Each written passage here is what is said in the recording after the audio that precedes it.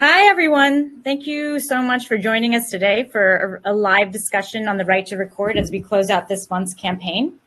I think we're going to start off today with a video that was recently taken in Chile.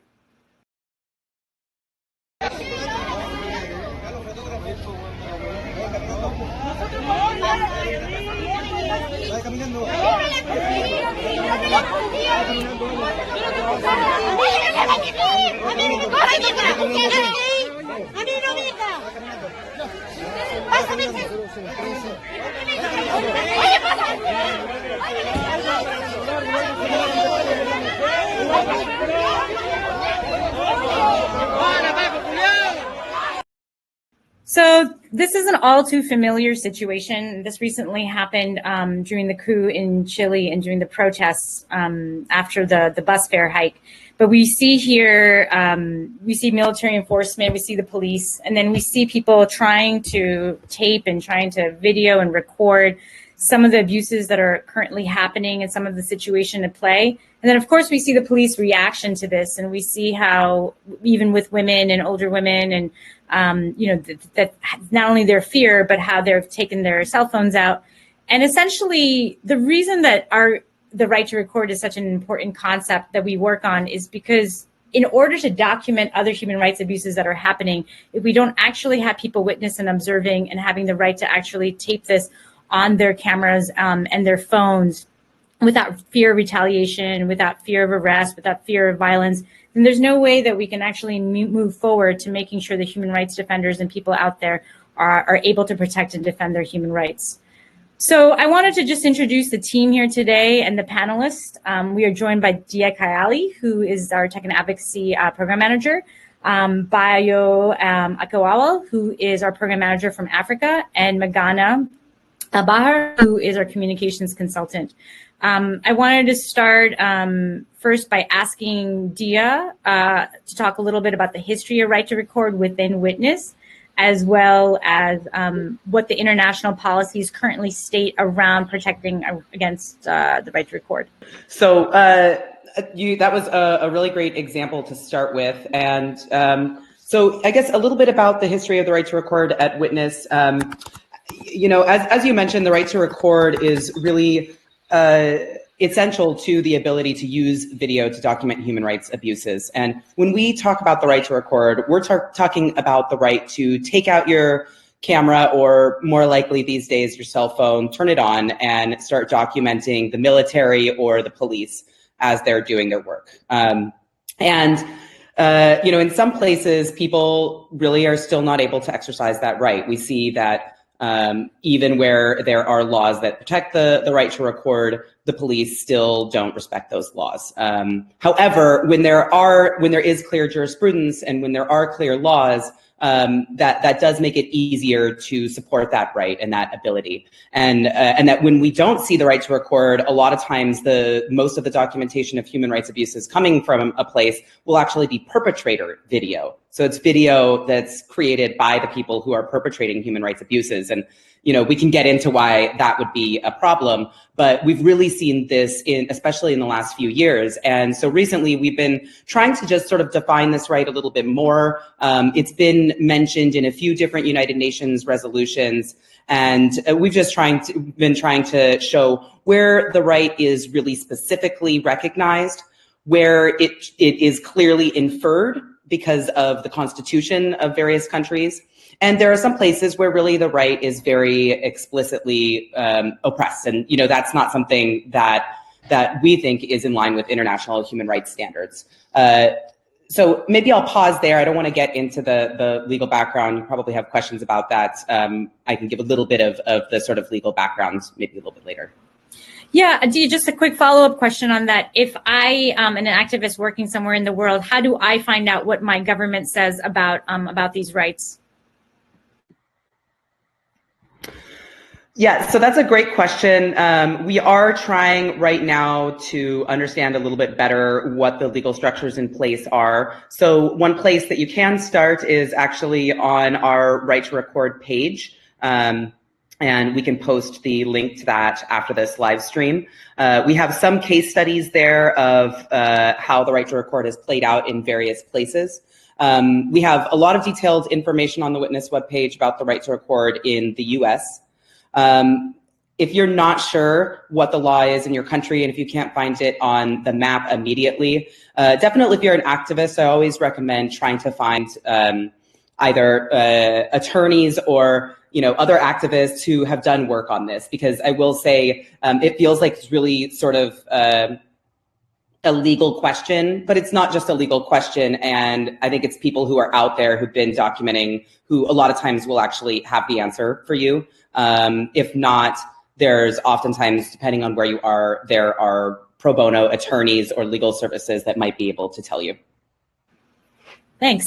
One of the reasons that we chose to focus on the right to record in this campaign across our regions is because we have seen that so many of police enforcement, militaries, and governments actually do collaborate and learn from each other in terms of how they're functioning around videos and around human rights abuses. And in the same way, we're also wanting to make sure that activists are able to really understand and share each other's learnings and how we tackle with the right to record and really defend and uphold it. So Adebayo, I just wanted to turn it over to you. I recently read your excellent blog about your experiences in Africa, specifically in Nigeria, around the police forces on this. And I think there was a really beautiful segment in there about how even though people know that they have the right to record, when they see someone with an AK-47, it doesn't necessarily make them want to take their phone out and record. So I wanted to not only ask you about the Africa context, but also you had some really good tips in there, and I thought that would be a good place to start. Right, thanks, Ambika. And you're right that many times when people do realize that they have the right to record, sometimes they also still hesitate to take out their phones to record, because we've seen a lot of retaliation in many instances when an activist or just a civilian witness is trying to record a police violence and they are turned on themselves and get arrested or are tortured just for doing that act of citizen journalism. So definitely one of the ways to stay safe would be to record from a distance. If you have to record at all, then you could stay from a distance and record. Another one would be to live stream. And maybe this might be a good time to play a video clip that we do have as an example from Kenya about a citizen who actually live streamed an altercation with the police officers. And that led to a bit of a more spotlight being put on the situation and led to accountability. I don't know if that video could play right now, and then I could address it a bit more. Everyone, just to let you know that I have police have come to my house. Apparently, they say keep girls in my house. In order to not so here I am. They're trying to stop me from taking the video about an activist called Mildred Owiso. She is Kenyan, and she had police officers who invaded her home without a warrant and demanded that she come with them to the police station. And in the video, you heard her saying, look at these policemen, they're trying to arrest me, they're in my house, they don't have a warrant, and I have a right to record, because they were telling her to stop recording. And she kept on live streaming. At a point, of course, they did seize her phone and then everything went blank. However, that live stream allowed a lot of Kenyans to get on top of the situation and started clamoring for her release. And eventually she was released from detention. And of course, there's now a case that's ongoing around the situation. And when we did speak also, I reached out to Mildred herself, that what was going through her mind in that moment when she was live streaming. She felt, her response was, you just have nothing else but to be courageous in some of those instances in standing up to injustice. But maybe also a very key element is to just ensure that you know the laws that pertain to the right to record in your own country. One of the challenges we've realized is that there are international standards, but then when you come to domestic level, sometimes people do not want to relate with it because they would ask the question, oh, is the ICCPR by the UN? How does that relate to our own domestic realities? So we are going to have to see how to be strategic and be smart and creative in applying the constitutional provisions in some of our constitutions to make them applicable to the right to record. For instance, the very good example is to apply the freedom of expression to the right to record, because that entails the right to receive and disseminate information, which is exactly what the right to record itself is all about. That's really interesting. And I'm also curious, have you, in your experience, seen, like through different governments in Nigeria or through different governments in South Africa, the right to record sort of evolve, or the government's interaction with it evolve over time? Do you feel like they've gotten more strict or less strict, or how do you, because I feel like a lot of these governments change quite rapidly and there's a lot of different structures in place. And I'm curious, like, how much of a government's legislation is about the people actually in there at that moment?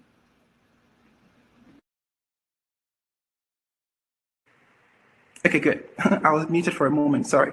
Okay, I definitely have seen a bit of evolution in the context of some countries in Africa, some for a more progressive outlook on the right to record, some unfortunately have kind of moved backwards. In the case of Tanzania, for instance, they enacted a legislation last year which kind of muzzles the dissemination of online content that shows any form of violence or graphic content. And even though this might be a smart way to kind of say, oh, we don't want people seeing graphic content or any kind of violence, what it in essence does is it makes sure you're unable, or you're violating a law if you try to share any video that shows police brutality, for instance. So they come under that kind of context, and in its entirety definitely limits the rights to not just to record, but just to disseminate what you have recorded. But in the case of South Africa, for instance, there is a standing order 156 that has been put in place, which regulates the activities of the police force. And that specifically does say that people do have the right to record, and the police should not, under any circumstance, delete that kind of footage so long as it doesn't have anything to do with national security. So the two challenges, of course, in that area would be who defines what is national security. Secondly, the definitions given only covered journalists in the professional sense of the word. It doesn't extend to civilian activists and citizen journalists. So that could be contentious in some instances, because if you do not have like an institutional backing for you, then you might run into some trouble if as a civilian you're trying to record and then they say, oh, this doesn't apply to you, it's only for journalists that are recognized under a media organization. And in the case of Nigeria, there isn't much that has been seen in pushing towards recognizing the right to record. Again, you might have to go through the constitutional provision under the freedom of expression. Thanks. Thank you for all those nuances. I really appreciate it. I'm going to turn it over to Meghana. Meghana represents Witness Asia, and she works deeply in our communications there. And I'd love to hear a little bit about the work that's happening right now around the Hong Kong protests and some of the tools and tips that you've been able to give to people and activists there. Yeah. So very quickly on how the protests came about. It's been going on for the past over 4 months. Began with a million-strong demonstration against the proposed extradition law amendment bill, which is why there's the hashtag anti-ELAB. So it quickly morphed into a movement of 5 demands, including, the declassification of protesters as being called rioters, and also holding the police accountable for their abuses. So some of the videos that have been coming out of the Hong Kong protests have been really interesting, and it's actually a continuation of the umbrella movement, which occurred 4 years ago. And we can see a lot of very innovative and inspiring strategies, and the facilitation of the protests in different places and platforms, very creative. So we've been sharing a lot of the Witness resources around verifying videos, as well as the right to record. And there have been really good examples of the right to record at play coming out of the protest.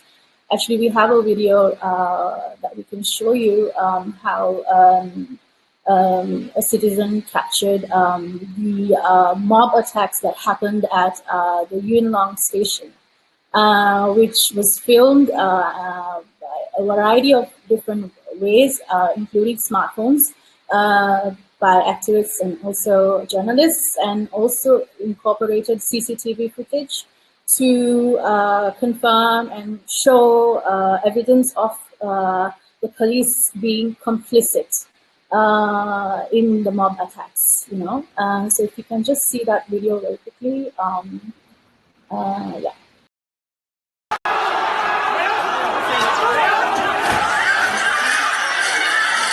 拍攝呢段片段嘅李先生，當日暫時聽到有打鬥消息，於是落車，結果經歷咗一場恐怖嘅襲擊。落去嗰時已經見到即係成地血嘅，攞啲棍嚟打啲欄杆啊，打啲閘機啊咁樣，最後就直情失控添啦，咁直情佢哋衝入嚟就見人就打。Nagana, can you explain a little bit of what we just saw in the video? Yes, so that was just a passerby, actually, who was caught in the whole chaos of the mob attack happening at the station. And he describes what he saw as a witness. You know, he saw how these white t-shirt clad group of thugs basically descended upon all citizens, not just protesters, even ordinary, like people commuting to and fro the city. And basically he explained what was, that he saw the blood, he saw the beatings, and it made him feel very scared, and he was fearful. And then the clip is actually a part of a longer documentary.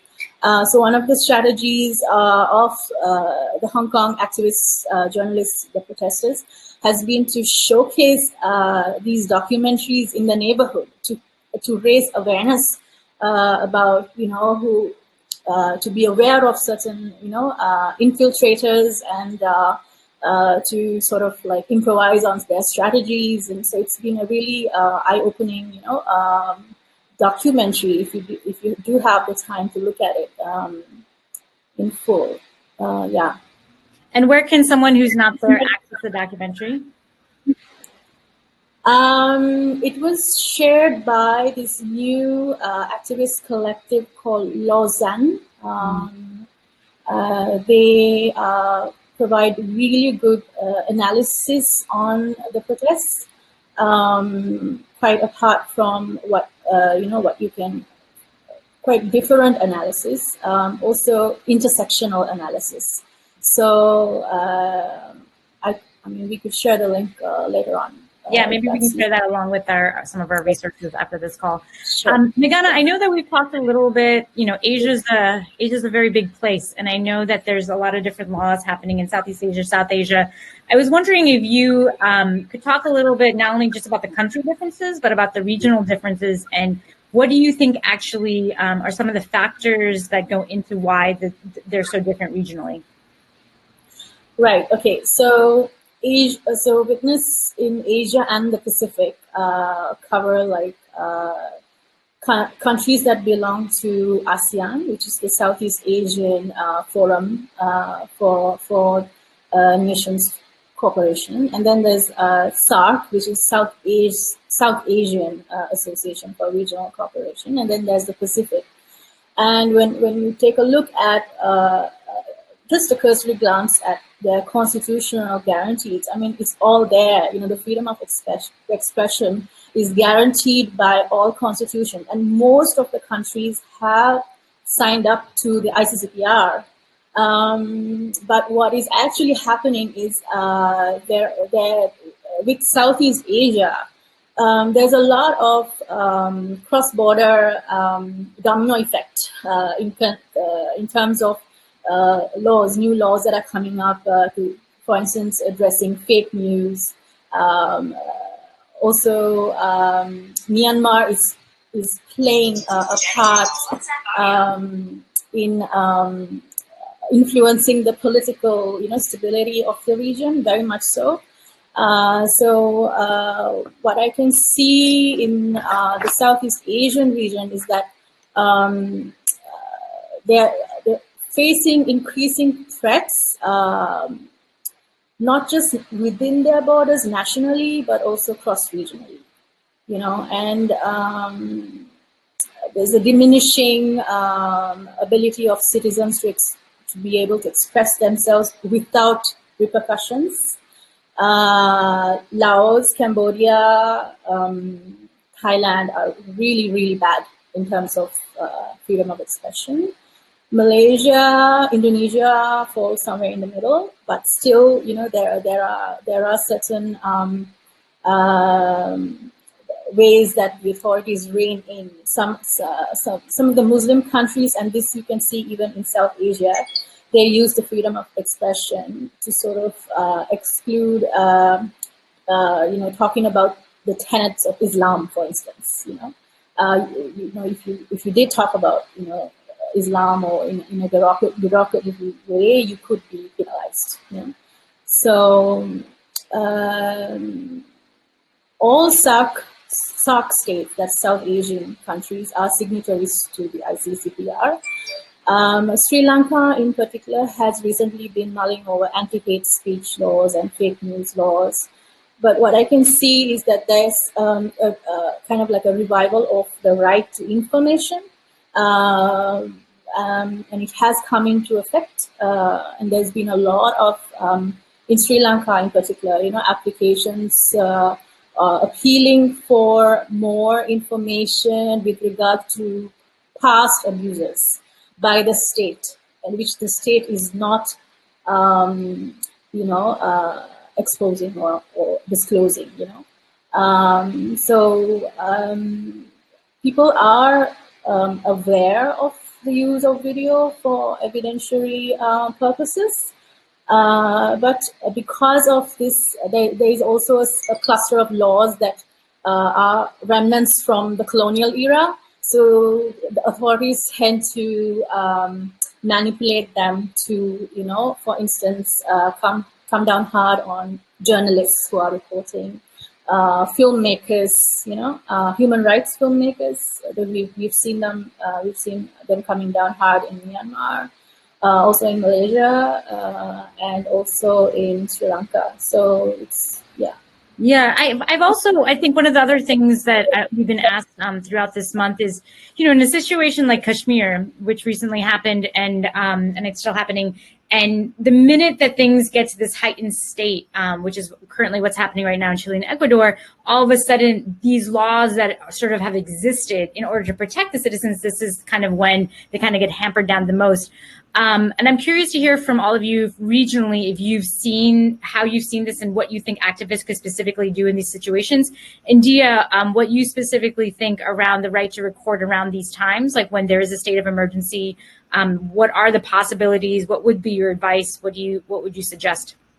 Yeah, so, I think I just want to, before answering that, I want to answer something relevant, which is that when we're talking about the right to record, one thing I want to add, I just thank you, Bio and Magana, for mentioning that it falls under the right to free expression, the right to assembly, and also the right to access information. And it's that right to access information combined with all of those that I think is important here, because one of the things we see also is not just that people aren't able to record, but then in a situation like Kashmir, they're not able to publish anything. They're not able to share anything. And so I think we also need to think of the right to record actually these days as connected to the right to publish and also the right to access internet, which I think is something that we're hearing more and more from the UN, and it's so tied in here. All that being said, I think that just to be very realistic, there are times when the right to record is the ability to record publicly, right? To be able to do it safely. And there are times when that's not the right idea, and you have to be more careful about the way that you're recording. So, depending on where you are, again, this is something that people will want to educate themselves about in terms of secret recording where it's not visible, where you don't have your phone or your camera out. In some situations it's allowed, and in some it's not. Sometimes even when it's not allowed, may be the only possibility. So that's just something I think for people to keep in mind. The other thing to keep in mind is that, as I mentioned, it's all tied in with the right to publish. That I would just recommend, because there are a lot of emergency situations going on right now where people are trying to get their content online and seen. Not all of them are necessarily human rights abuses. Some of them are celebrations, like in Beirut. So I would just encourage people to try to, as we always do, keep a backup of everything, try to protect yourself, stay safe. Think about maybe backing up to the cloud or sending things to other people in case your phone gets seized. All the sort of normal advice that we give people, but it's especially important right now. Great, thanks. Bayo, Meghana, do either of you have anything to add to that? So thanks, Dia, for that elaboration. I actually was also going to say that I'm hoping to see a time when the rights to record would also be robustly talked about, to include the rights to disseminate that recording, because there is almost no reason to be able to have the right to record without you being able to share that recording. Gone are the days when we also, in the history of human rights, and we've seen this happen with the right to life, for instance, when the right to health, for instance, was put under the social and economic kind of rights, and it was subject to progressive realization. And people started to argue that if you put the right to life under emergency realization, and you put the right to health under progressive kind of realization, you're not putting it apart, because the right to health is integral to having a right to life. And so people started to be strategic about how they argued for the right to life, because then you can't have right to life without having the right to good quality healthcare. So that's what I'm also trying to hope to see with the right to record, because we can't be arguing for us to have a right to record without us also entrenching the right to disseminate that kind of recording. However, in times when there is a clampdown by governments, my own advice would be for activists to predominantly stay safe. If you're not safe, there will be no use to the footage you've been able to record. So primarily stay safe. If you're unable to record that video, you could still testify to what you saw in court. So if recording would, of course, put you in jeopardy, then you shouldn't record. And if you can record, you should also think about when to disseminate. You can archive it for some later date. That evidence will still be relevant down the line. We're seeing that also right now in the case of Syria. Hopefully someday there'll be an international tribunal that'll be opened up to prosecute the crimes that have happened in Syria. But pending that time, at least there's some archiving that's been done about the atrocities coming out from that region, and someday it will be used for pursuing accountability. So I would say stay safe. That's predominantly the issue, and keep exposing the truth when it's safe to do so. Thank you. That was really great insights. Meghana, I think you also had something to add. I just wanted to highlight an example from Myanmar regarding the right to record and how governments, there's a double standard going on when you film police and military, or whether it is to. So the example is actually a group of students. They performed a satirical play about the armed conflict at a peace assembly in Irrawaddy, Myanmar, and then a local journalist following that was charged for live streaming the play under Section 66B, which is what a lot of activists are fighting against now.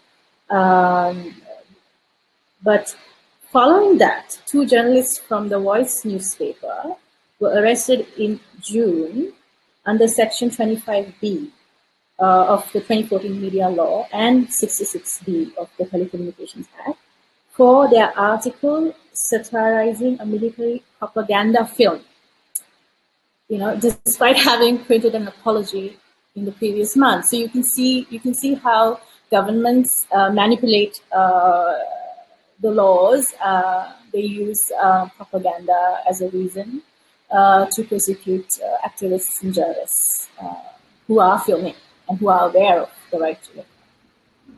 Yeah, speaking of government manipulation, Sam Gregory, our program director, had a question around the right to record as it relates to assembly, for like when people are joining live streams and from places that they're not particularly accessible to them. That's a great example, Meghana, about a live stream. Dia, I didn't know if you want to talk a little bit about the policy specifically around this, or Bayo, if you had anything to add. Okay. Yeah, so that's a great question, and actually really pertinent to, this is something that we discussed in a submission that we just did to the United Nations around this. So, one of the things that we've asked the UN to take into account when thinking about the use of video and live streaming for human rights is that live streaming, and especially live streaming of protests, of peaceful assembly, but also I think as we've seen with the work that groups like Coletivo Papo Reto are doing in Brazil, not just for protests, and that's a really important point, that the right to record is not just during protests. This is also true with this question about assembly, that when people are using live streaming to bring in remote participants, actively, people commenting on what's happening, but really just people following along, especially when the people who are directing the live streaming are talking about something of concern to them, are telling their story. This is really a classic example of assembly, people coming together to share ideas and to talk about things that are of concern to them. And we've seen that definitely with live streaming. And we've seen it in a whole variety of levels. Sometimes it's really clear, direct interaction. Some of the things that we've seen through Witnesses Mobilize Us program, where people are actually attending a public hearing. Which is actually a great example, because a lot of public hearings these days are live streamed, and then people even concurrently might tweet about them. But there's a lot of different ways that this works, but it definitely needs to be respected in the same way that the right to record needs to be respected. So again, also tying that back into internet access as well. I really appreciate what you were saying about distinguishing, because the international laws are very specific around right to record during protests, and really expanding that to like what happens outside of protests. I'm curious, from an activist perspective, where do they go to in terms of finding out research around this for their specific situation, their specific location? Like, if I was an activist about to film this someplace in the world, where would I go to find out the most current laws and what actually affects things? But I'd like to hear from all of you about that too. If you were speaking to someone in Namibia, how would they actually go and figure out the laws affecting the right to record? And same thing in Laos or in different parts of Asia. What's your advice on that? So maybe I'll just give a very broad, quick answer, and then I think Magana and Bayu probably have more specific thoughts. But actually, Magana started touching on it, which is there are certain types of laws that we're seeing all around the world that do affect the right to record. So again, if your constitution mentions anything about freedom of assembly, freedom of expression, if your country signed on to the ICCPR, you have that backing and you can make that argument. Realistically, in terms of what you can actually do, fake news laws have been, the so-called fake news laws, right, have been affecting the right to record. Laws regulating journalism have been affecting the right to record. I think laws around data protection have actually affected the right to record. There's some really concerning cases where people actually shared videos just via WhatsApp and were charged with violating data protection law. This happened in Spain, and we can post a link to that as well after this. But yeah, so those are some of the types of laws that people might need to be concerned about, both about publishing and also just about the right to record itself inherently, because sometimes when there's those data protection laws, police will actually say that you can't record us because it's illegal to record anyone's face. So even on the spot, but that's for publishing as well. Got it. Bayer or Magana, did you guys have anything to add for activists in your region about how they can find out about their local or regional laws? Well, I would say, first of all, check out the Witness blog. We have a ton of resources that we're trying to update them on a frequent basis to kind of reflect the regional perspective. So definitely look at that from time to time. However, like Dia did mention, the first port of call would be your constitution. If your constitution says anything around the right to freedom of expression, that is already your safeguard. And then your country, if it's signed on to the ICCPR, that's another safeguard. However, what I will also want to add here is strategic litigation. I keep coming back to this point because we already have the laws in even countries like the United States, which is well recognized under the First Amendment. Nevertheless, you still find that police officers are denying citizens the rights to record. They will say, shut that down, you can't record me and stuff like that. And if when people insist that they have that right, it's been negated. However, if we see an increasing push for cases being brought out of the courtrooms that support the rights to record, I think that will also be very powerful to support the rights of citizens to record in most instances. And so to check in your country to see if there have been any resolutions from the courtrooms that support the right to record would be a way to go. And finally, just backtracking a little to the right to assembly and how that connects to people recording and then live streaming. Of course, the world has evolved. Back in the day when the rights to freedom of assembly was being enacted, I don't think they envisaged the time when the internet would come into play. Nevertheless, I mean, we're in that digital era right now, and it can be definitely argued that that is something that can be subsumed under the right to freedom of assembly, and people can claim that as a right.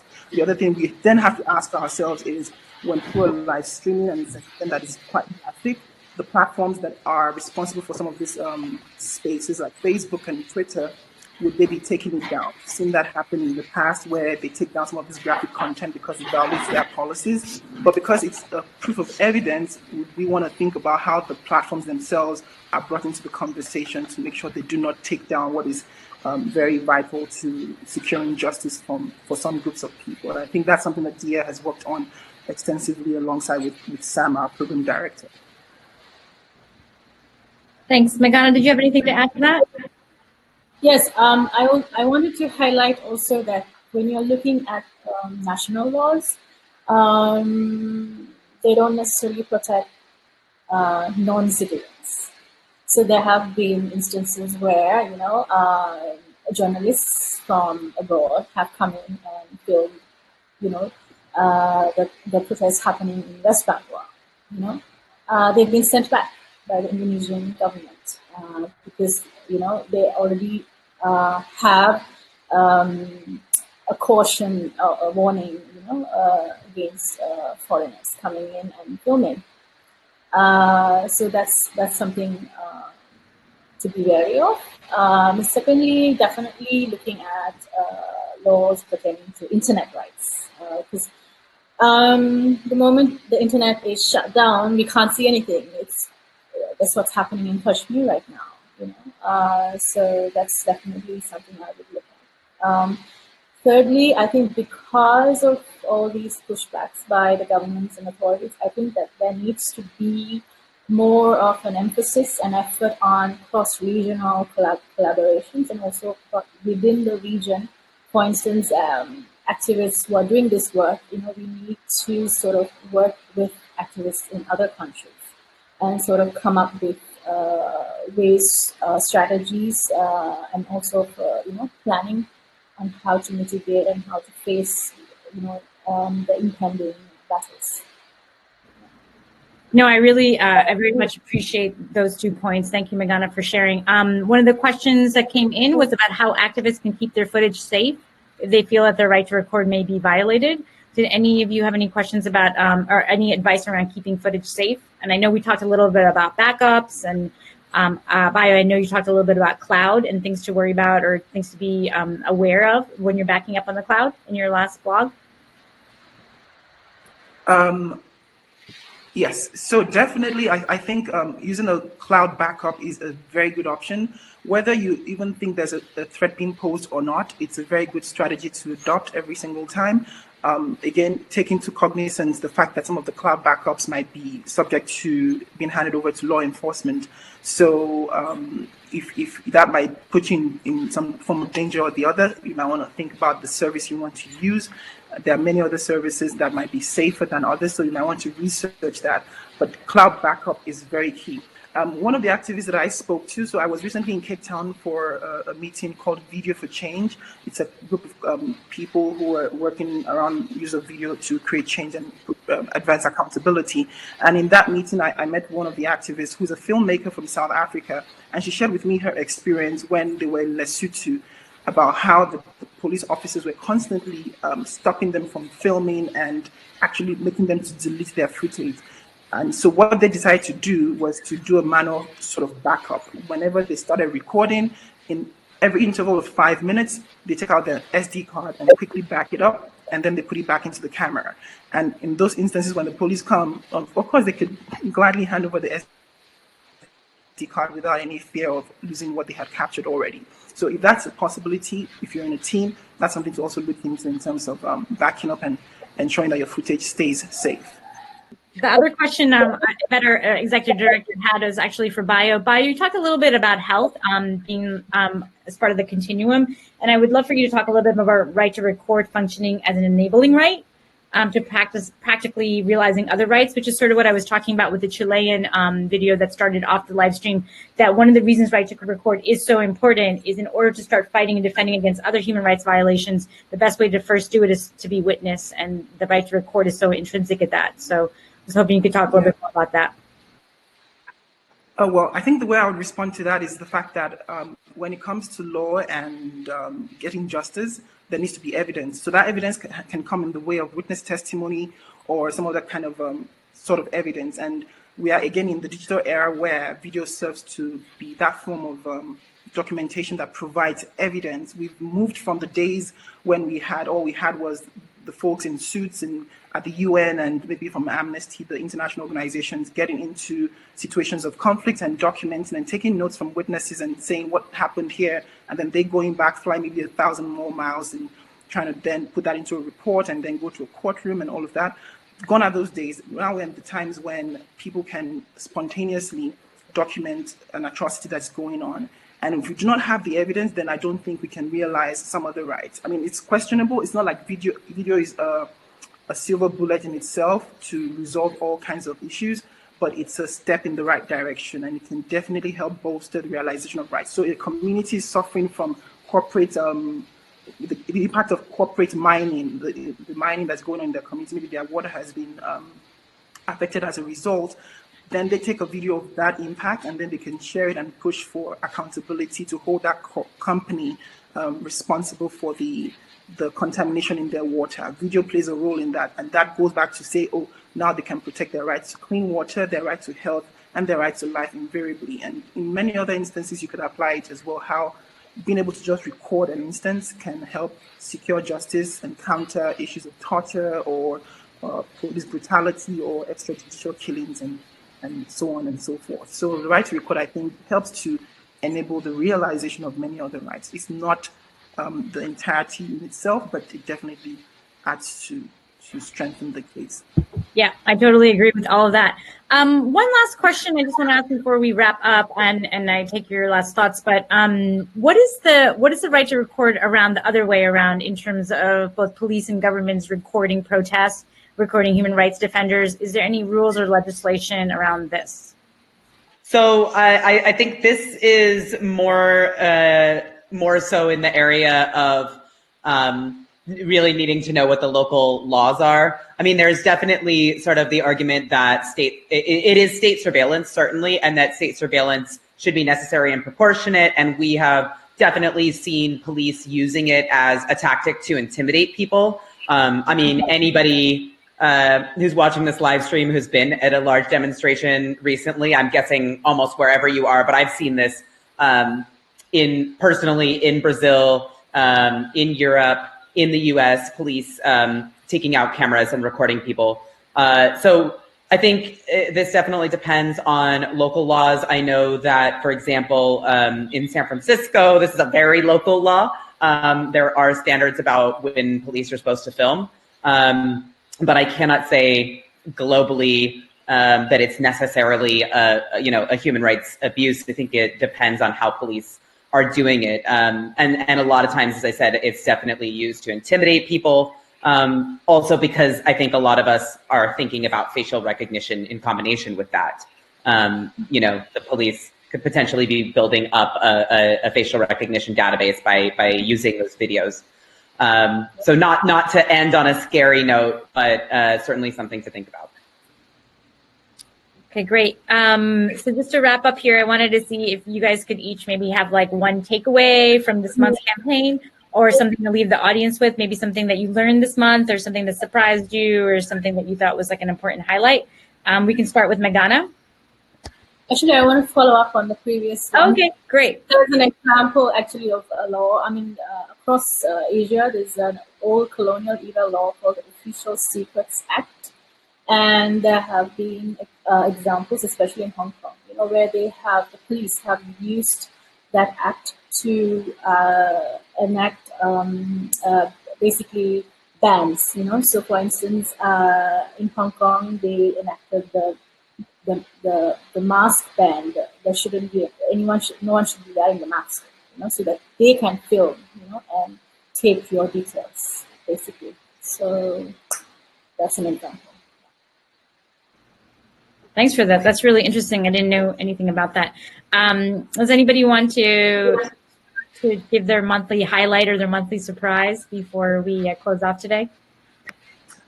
Just two things that I would say would be, the first would be to say, back to the point that Dia made earlier on about perpetrators themselves recording. I don't know of laws that prohibit that, as long as they do not infringe on maybe the right to privacy and other issues like that.